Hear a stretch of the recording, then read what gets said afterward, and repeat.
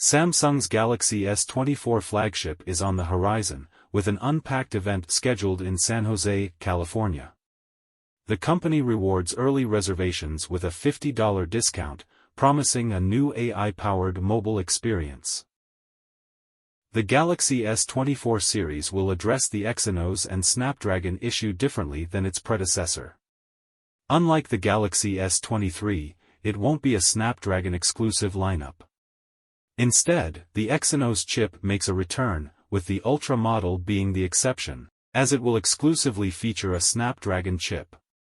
The base and Plus models of the Galaxy S24 series will utilize both Exynos and Snapdragon chips in different regions. The return of the Exynos chip is now imminent, but recent reports suggest a nuanced strategy for the Galaxy S24 Ultra.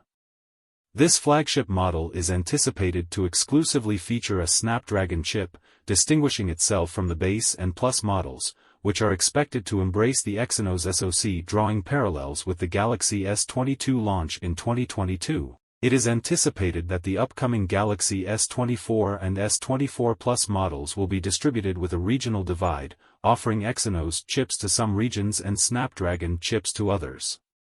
This strategic chip allocation is poised to cater to different markets and preferences, providing users with a tailored and optimized experience based on their geographic location.